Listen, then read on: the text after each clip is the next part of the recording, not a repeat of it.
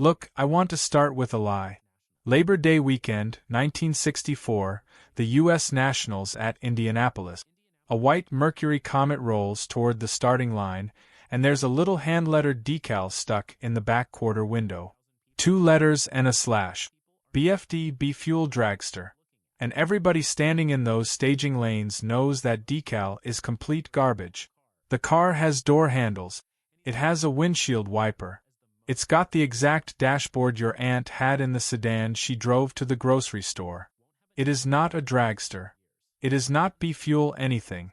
But the officials at NHRA didn't have a class for what was actually bolted underneath it, so they grabbed the closest label in the rulebook and stuck it on the glass. And the guy behind the wheel is about to back that decision into a corner. He lights the rear tires from a dead stop, holds them lit, drags 2 30-foot ribbons of smoke past the 8th mile in front of about 30,000 people, most of whom are genuinely not sure what they're looking at. He loses his round. He doesn't even advance. And he walks back to the trailer as the single most photographed car on the entire property. Here's the thing nobody tells you. That man invented one of the biggest categories in all of motorsport that afternoon. And then he spent the rest of his life politely refusing to cash in on it. This is legacy motoring, and I spend way too much time thinking about the people who built the sport and then quietly handed the trophy to somebody else.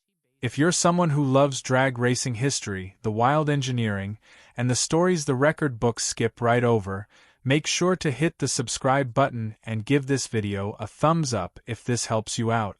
His name was Jack Chrisman, and if you grew up at a drag strip, you probably already know that name. If you didn't, stick around because this is one of the strangest careers the sport ever produced. Now, you might be thinking the usual underdog story is coming. Guy gets robbed, the system screws him, he dies broke and bitter. That's not this.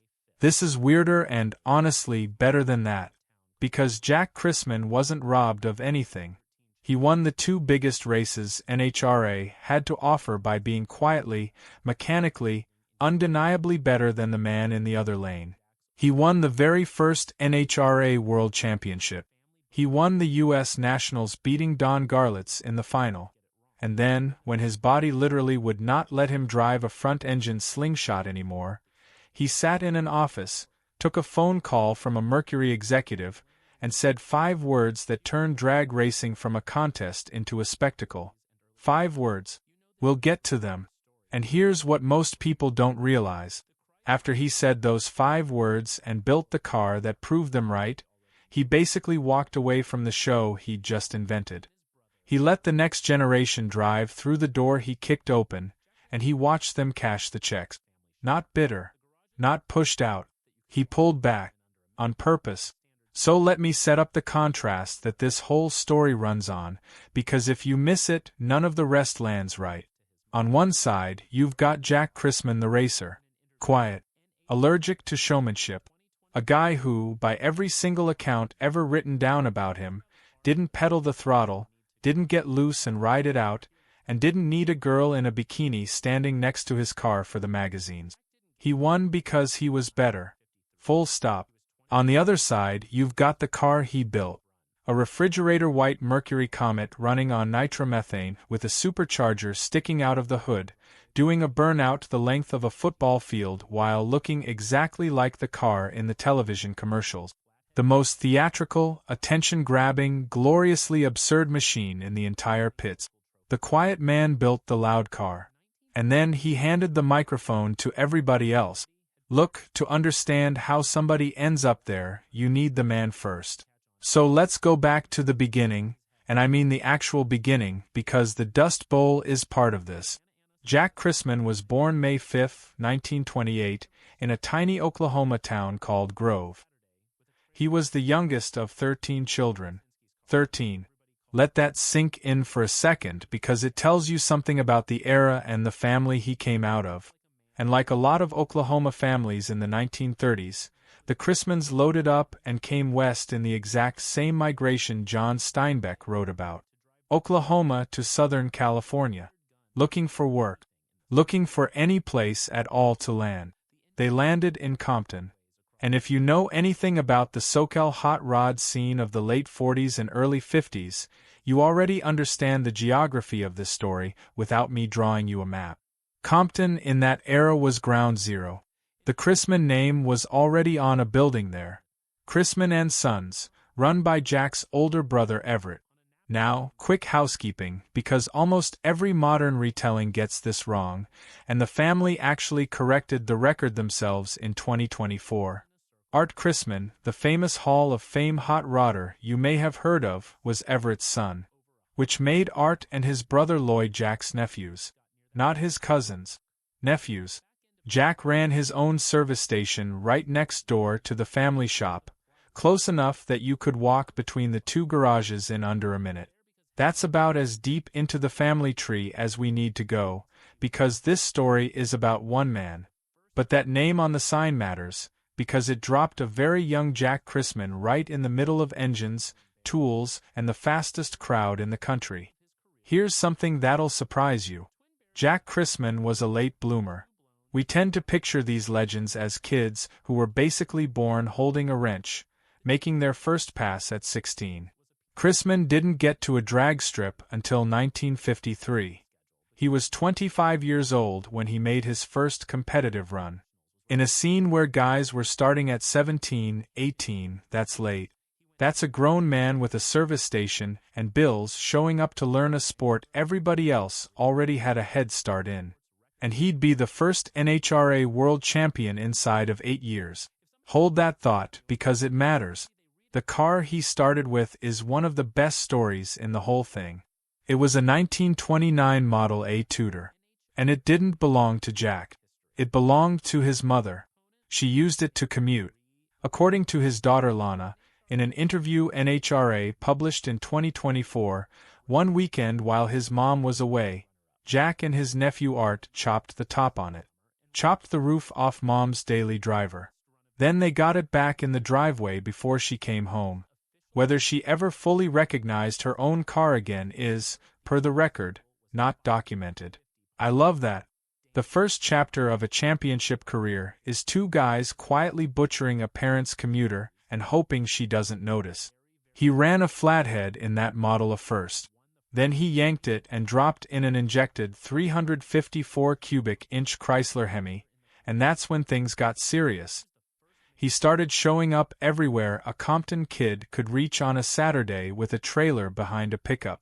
Santa Ana, Saugus, Pomona, Lyons, San Fernando.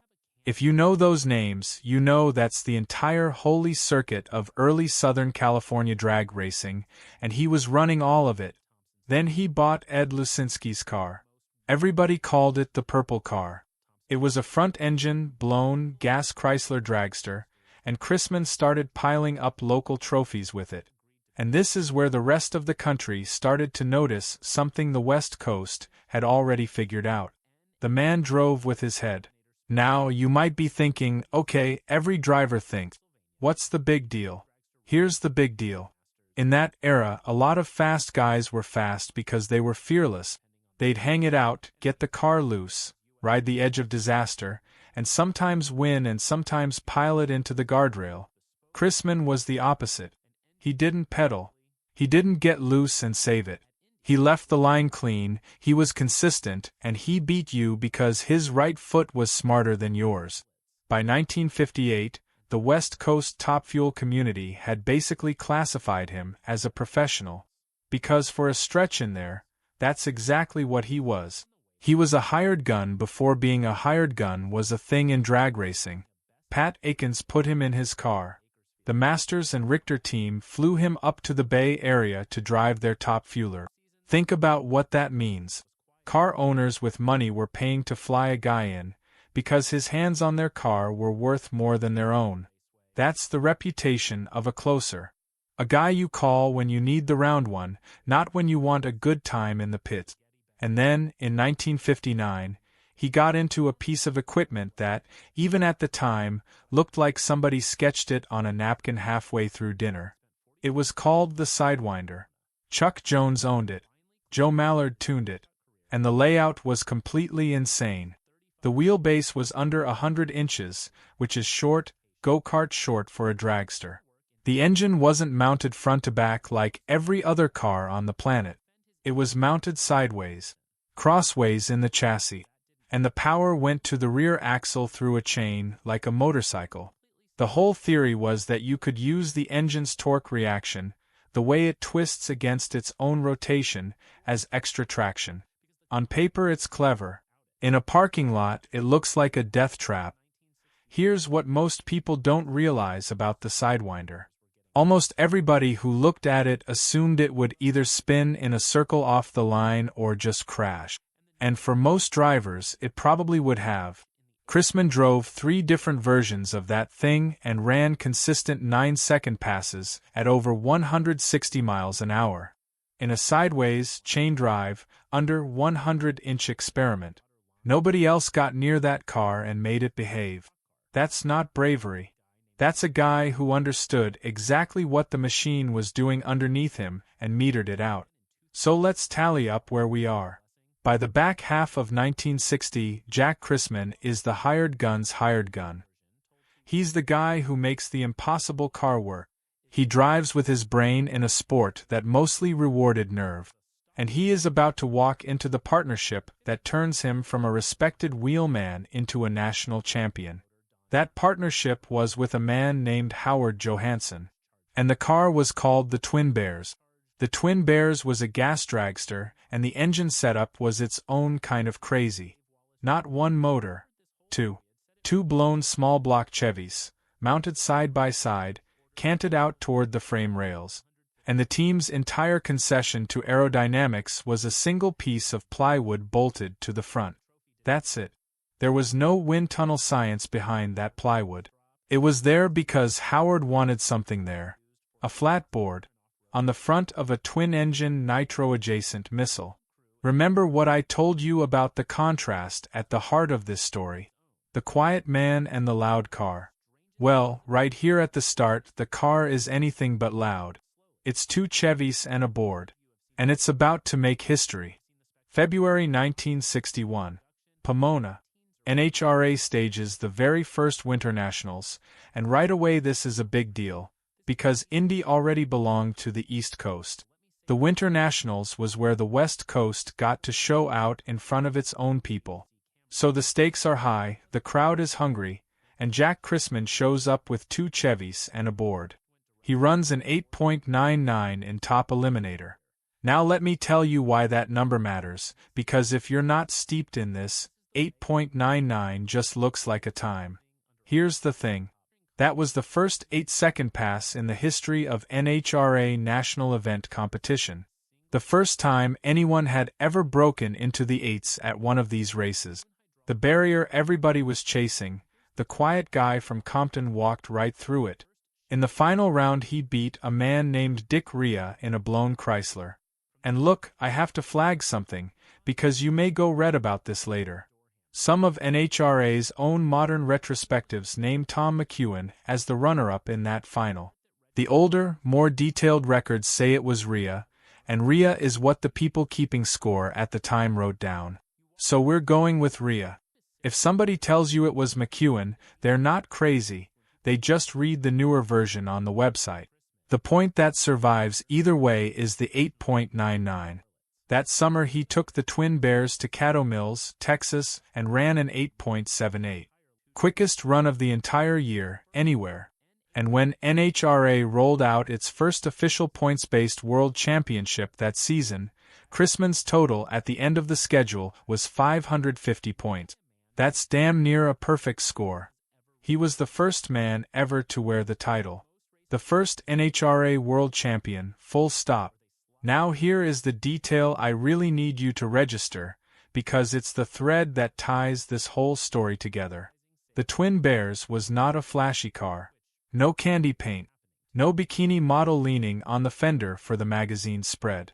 It was a piece of plywood, 2 Chevys, and a man who was very, very good at leaving the line. Jack Chrisman won the first world championship in the sport by being the most professionally competent driver in the country. That was the brand. Boring on purpose. Better than you on purpose. 1962, he moves to Mickey Thompson's operation, which at that point is one of the best-funded teams in all of drag racing. And Thompson is building everything. Single-engine Pontiac dragsters, twin Chevy Dragmasters, a Tommy Evo-built Chrysler that could run gas or nitro depending on the day.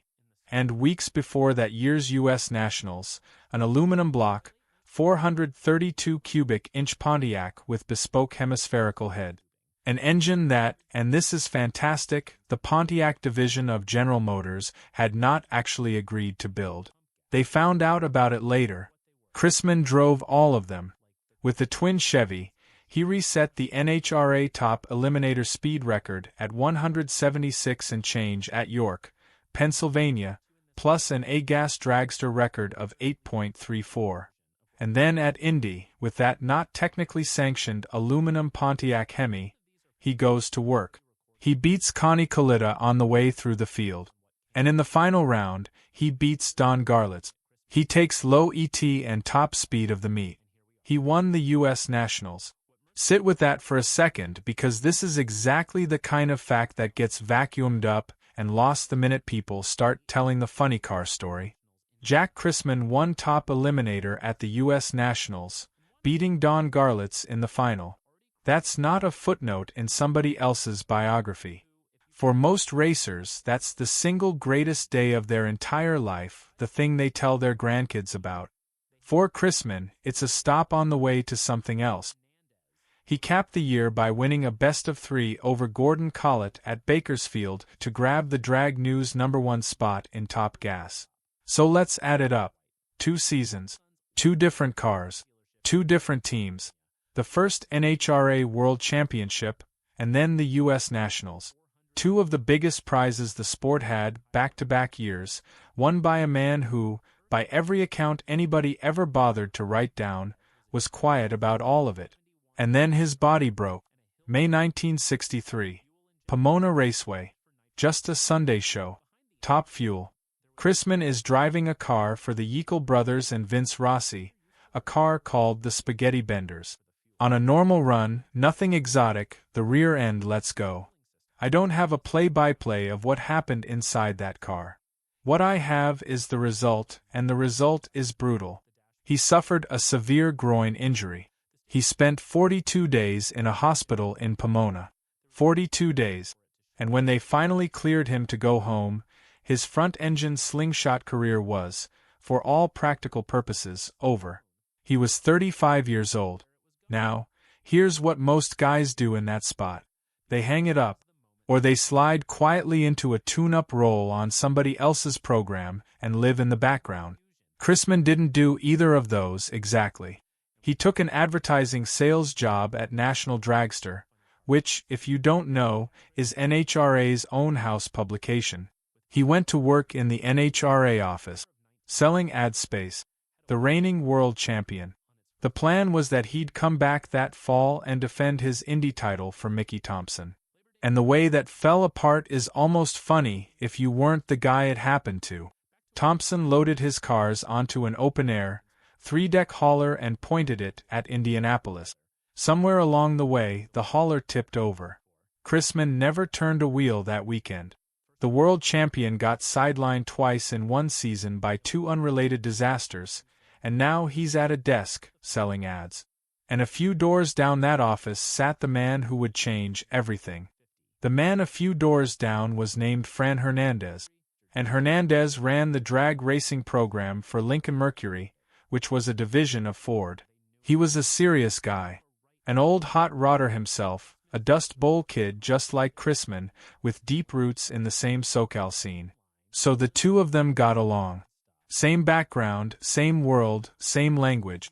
And by late 1963, Hernandez had a problem.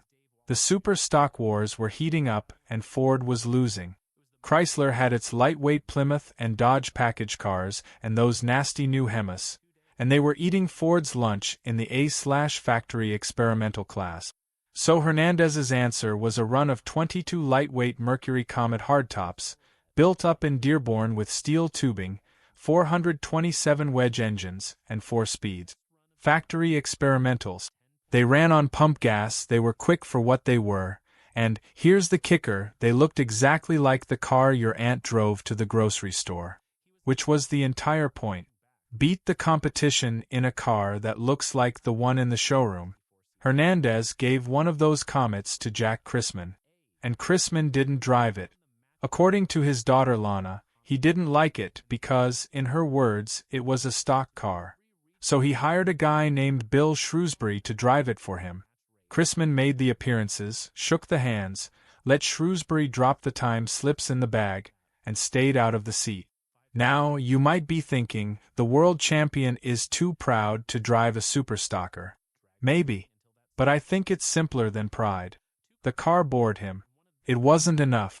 So Hernandez asked the obvious question. What would it take to get you in this car? And this is the moment. This is the hinge the whole sport turns on. I'm guessing you've heard at least one version of what Chrisman said back. The NHRA Top 50 Drivers Profile, published in 2001 with Wally Parks's blessing, puts it at 5 words. Put a blower on it. The family's version, told to NHRA in 2024, is 7 words. Put a blower and nitro on it. Both of those are paraphrases. Nobody recorded the conversation. But every account agrees on what happened next. A few weeks later, the phone rings at Chrisman's desk at the magazine. Come pick up your new car. So let's be clear about what Mercury actually wanted here, because this part gets romanticized and it shouldn't be. Mercury did not want to win a championship. Detroit had told Hernandez to deliver one specific thing. A stock-bodied Mercury that could break 150 miles an hour in the quarter mile. That's it. That was the deliverable. And there was a reason for the urgency. A Chrysler-affiliated promoter named Don Beebe was running a touring team called the Dragmaster Dodge Chargers. 3 matching supercharged Dodge sedans, built by Jim Nelson and Dode Martin out at Dragmaster. They debuted at the NHRA Winter Nationals in Phoenix in late January 1964, and one of them, driven by Jim Johnson, had already cracked 141 miles an hour at Lyons on gasoline. So the race was on. Hot Rod Magazine's Dave Wallace Jr., who covered this whole era, said it about as plainly as you can. Mercury rush ordered the radical conversion to break the 150 barrier before Chrysler got there. That's the truth of it. The win was the point. The headline was the point. The trophy didn't matter at all. So Chrisman drove the Comet over to Bill Stropp and Associates in Long Beach, the same race shop Mercury used for its NASCAR and off-road programs, and they got to work. And the build crew included a man named Gene Mooneyham, who, if you've spent any time in this world, you know. He's half of Mooneyham and Sharp, the legendary 554 fuel coupe team. So they had the talent, they had the funding, they had Hernandez on the phone whenever they needed him. And for the first time since that hospital bed, Jack Chrisman was building a car of his own. What they built is one of the strangest machines in the entire history of the sport. So let me walk you through it slowly, because I think a lot of you have seen the photos. I'm not sure all of you have seen the spec sheet. The body was a production 1964 Mercury Comet 2-door hardtop, painted refrigerator white. The Saxon Sons Lincoln Mercury dealership in Downey, California, put its name on the doors. That part you've seen. The engine was a 427 cubic inch Ford high-riser wedge. Pushrod V8, factory high-riser cam, factory valve train. And I have to stop you here, because this gets misreported constantly. The 1964 Comet did not have the SLHC camera in it. The famous camera doesn't show up until the 1965 car. The first one ran the wedge. Sitting on top of that wedge was a GMC 6-71 supercharger and a Hilborn mechanical fuel injection system, plumbed for nitromethane.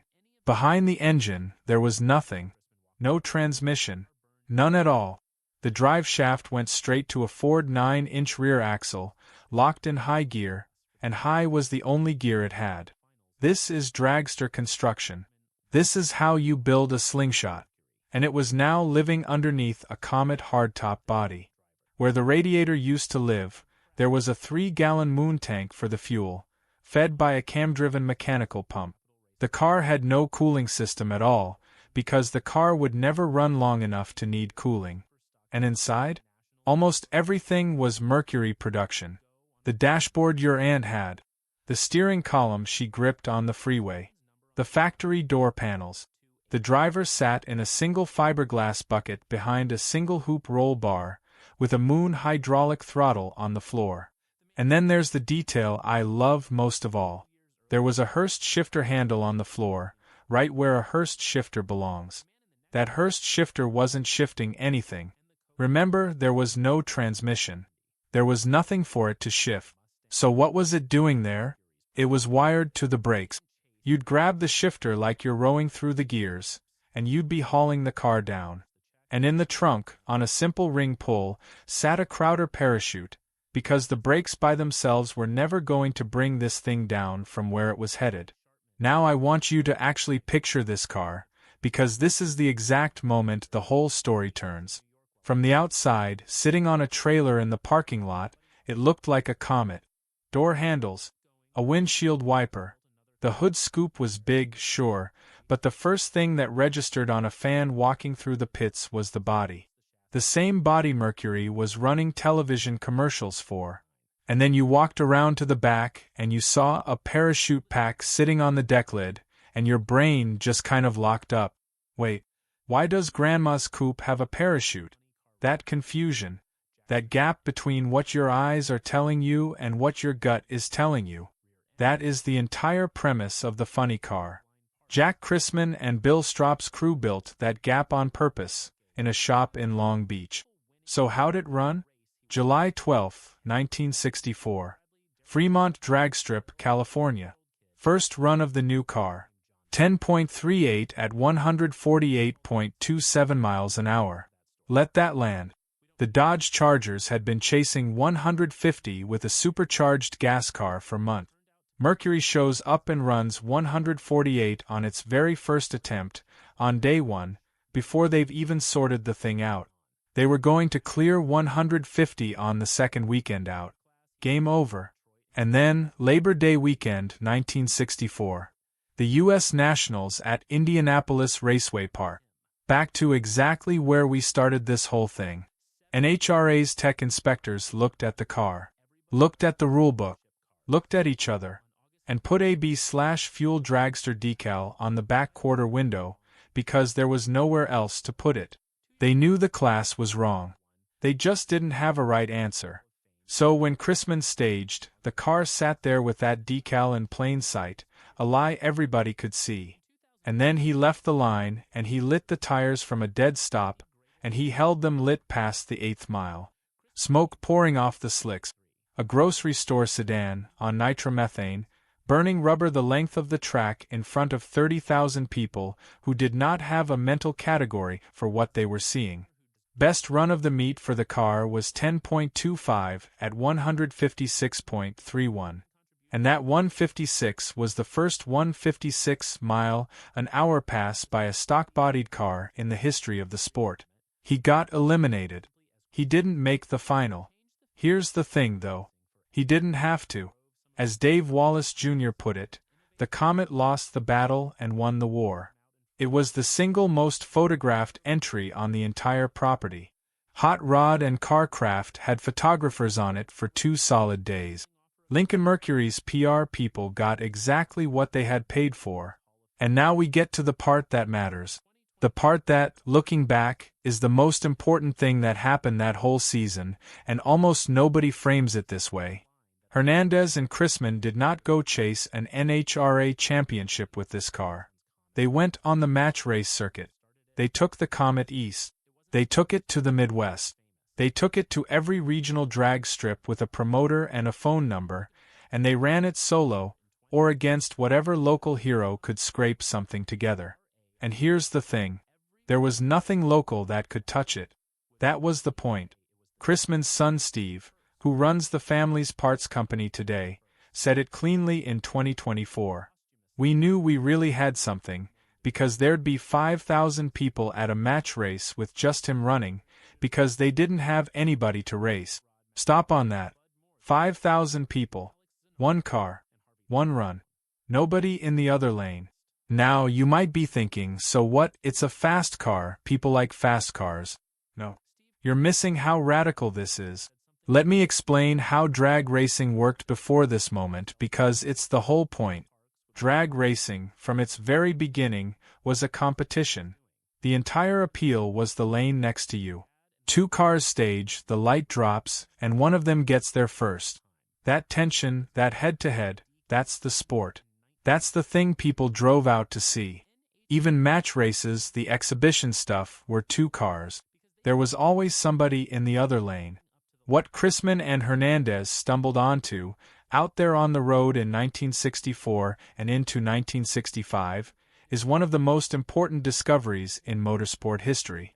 If the car was strange enough, if the silhouette didn't match the sound, if a machine that looked like the one in your own driveway was making the exact noise a fuel dragster made, then you didn't need a second car at all. The car itself was the show. That is the moment drag racing stopped being a contest and started being a spectacle. And here's what most people get wrong about it. It didn't happen at Indy. It didn't happen in a final round in front of a national audience.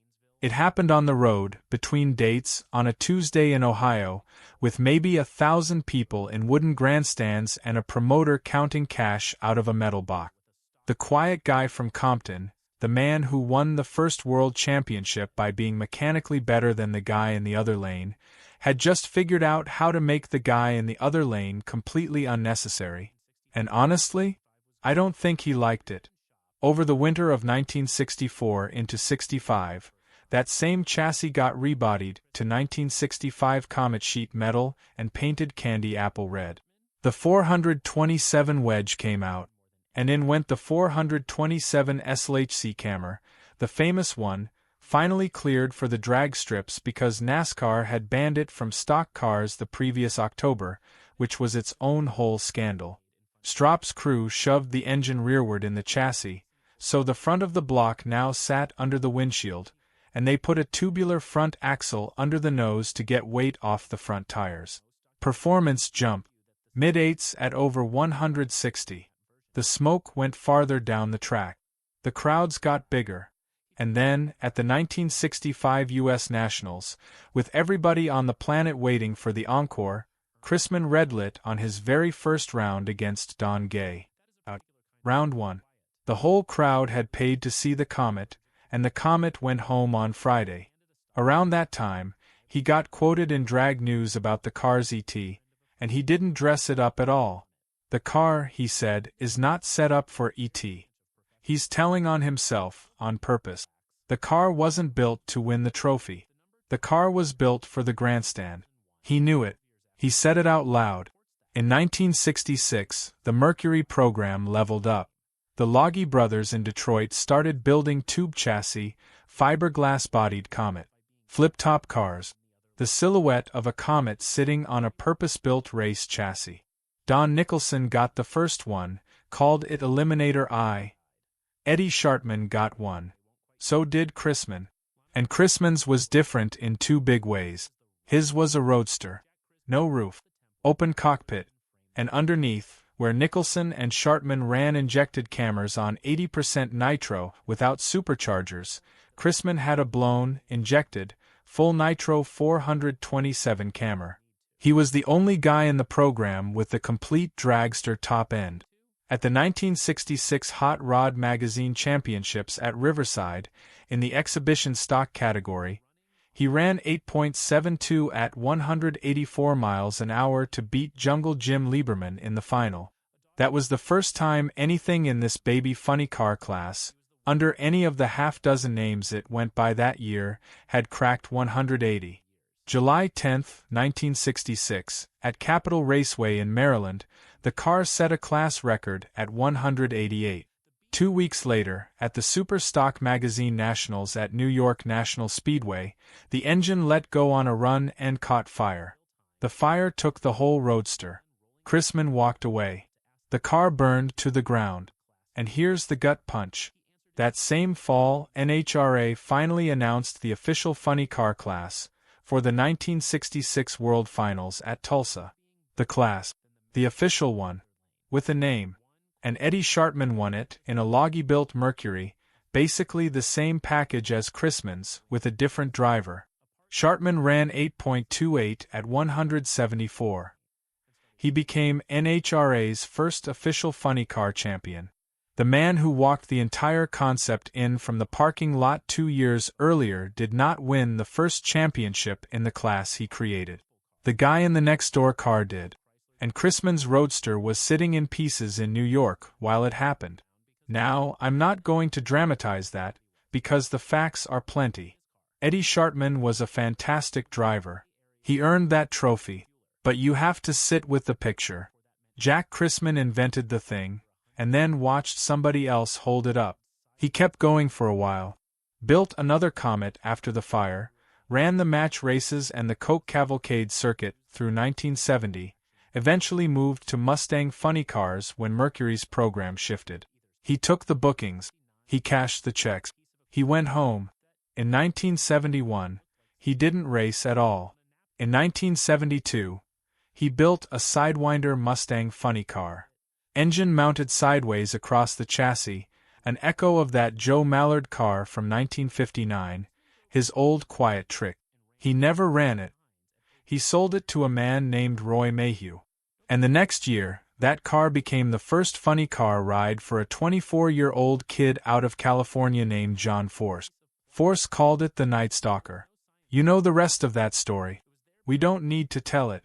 But here's the decision that actually mattered. In 1972, Chrisman opened a parts shop in Long Beach.